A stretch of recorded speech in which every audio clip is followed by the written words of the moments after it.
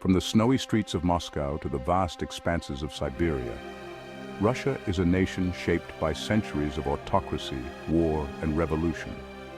In the 21st century, under Vladimir Putin's rule, Russia has emerged as an assertive global power, its internal politics tightly controlled, and its foreign policies challenging Western hegemony. But what does Russia want in the world, and how far will it go to achieve it?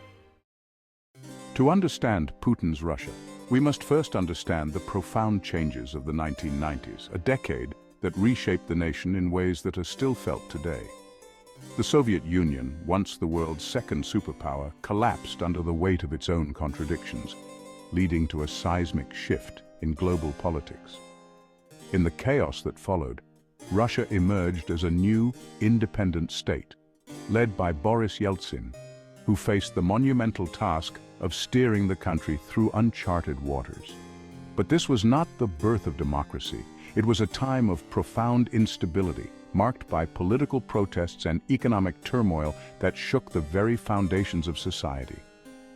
Russia's transition to a market economy was marked by rampant corruption, as the old guard sought to maintain their grip on power.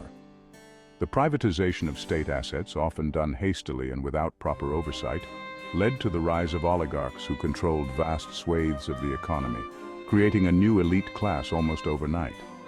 It was a time of profound hardship for ordinary Russians, with a sharp decline in living standards, widespread poverty, and a sense of disillusionment.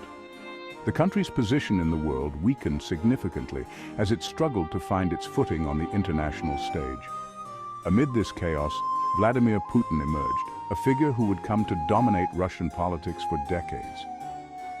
A former KGB officer, he promised stability and a return to Russia's great power status, appealing to a populace weary of chaos and uncertainty. His rise to the presidency in 2000 marked the beginning of a new era in Russian politics, one that would see the country take a dramatically different path. Vladimir Putin's Russia is an authoritarian state, but with a veneer of democracy. This facade is carefully maintained to project an image of legitimacy both domestically and internationally. The political structure appears to be a federal, semi-presidential republic, but beneath the surface, power is concentrated in the hands of one man. This centralization of power has been a hallmark of Putin's rule since he first took office in 1999. Putin's political machine is built on a mix of centralized power and the control of key institutions. These institutions include the security services, the judiciary, and the media, all of which are tightly controlled to ensure loyalty to the regime. As president, he wields enormous influence over every facet of Russian life, from the military to the media, from the economy to the judiciary. His influence extends to the legislative process, where laws are often tailored to consolidate his power. In 2020, Russia's constitution was amended to remove presidential term limits, allowing Putin to remain in power until 2036. This move was widely criticized as a step towards a lifetime presidency. Critics argue that this move is the latest in a series of steps to entrench his personalist rule. They point to a pattern of constitutional changes and legal reforms designed to eliminate political competition. Political opposition is heavily suppressed. The government employs a range of tactics to stifle dissent, from legal harassment to outright violence. Leading opposition figures like Alexei Navalny have faced arrest, poisoning attempts, and imprisonment. Navalny's case is emblematic of the risks faced by those who dare to challenge Putin's authority. The Russian government regularly uses the judicial system as a tool for political control. Courts are often used to legitimize the persecution of political opponents, ensuring that dissent is kept in check. At the heart of Putin's appeal is a vision of Russian nationalism. The concept of the Ruski Mir, the Russian world, encompasses all ethnic Russians, regardless of their location, whether in Russia, Ukraine, or the Baltic states. Putin has cast himself as the protector of ethnic Russians and Russian speakers everywhere. But this vision extends beyond ethnicity.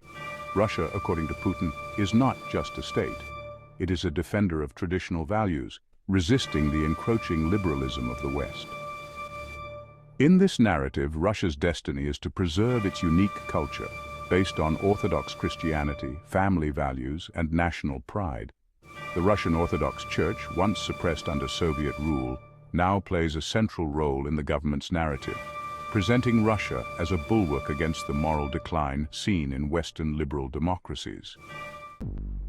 While Russia's internal politics have focused on consolidating power, its foreign policy is driven by a deep-seated desire to restore Russia's standing as a global power.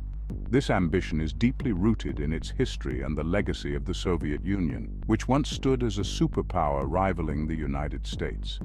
This has led to a series of military interventions and confrontations with the West, as Russia seeks to reassert its influence on the global stage and protect its strategic interests.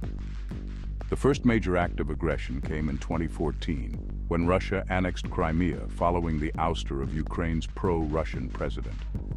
This bold move was a clear signal to the world that Russia was willing to use force to achieve its geopolitical goals. The move was condemned by the West, but for Putin, it was a reassertion of Russia's power in its historic sphere of influence. It also served to bolster his domestic support, portraying him as a strong leader defending Russian interests. Analyst: the annexation of Crimea and the subsequent support for separatists in eastern Ukraine marked a shift in Russia's strategy.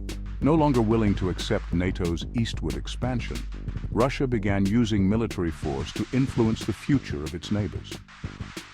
This was a significant departure from the more diplomatic approaches of the past. No longer willing to accept NATO's eastward expansion, Russia began using military force to influence the future of its neighbors. This aggressive stance has led to increased tensions and a renewed focus on military readiness in the region.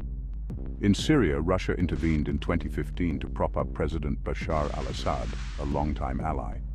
This intervention was not just about supporting Assad, but also about securing Russia's strategic interests in the region, ensuring its access to the Mediterranean and securing its position as a key player in the Middle East. Russia established a significant military presence in Syria. This move also allowed Russia to showcase its military capabilities on a global stage. This was not just a military engagement. It was a message to the West that Russia would no longer tolerate the spread of influence by NATO powers. It was a clear demonstration of Russia's willingness to challenge Western dominance. Russia's ambitions also extend to the Arctic, a region of growing strategic importance due to its vast, untapped natural resources and new shipping routes, where it is rapidly militarizing the region in response to growing interest in the area's untapped natural resources and new shipping routes caused by climate change. The melting ice has opened up new opportunities for resource extraction and maritime navigation, and new shipping routes caused by climate change. This has led to a new arena of competition among global powers, with Russia positioning itself as a dominant force in the Arctic. Strategist Russia views its military presence in Syria, Crimea, and the Arctic as part of a broader strategy to project power and challenge Western hegemony. These regions are seen as critical to Russia's long-term strategic interests. These interventions serve multiple purposes: securing resources, expanding influence, and sending a message to NATO and the EU. By asserting its military presence in these key areas, Russia aims to reshape the global balance of power in its favor. In 2022, Russia escalated its involvement in Ukraine to a full-scale invasion. This war, which Russia calls a special military operation, has reshaped global geopolitics and redefined Russia's relationship with the West. The Russian government frames the war as a defense of Russian-speaking populations and a fight against a fascist Ukrainian government.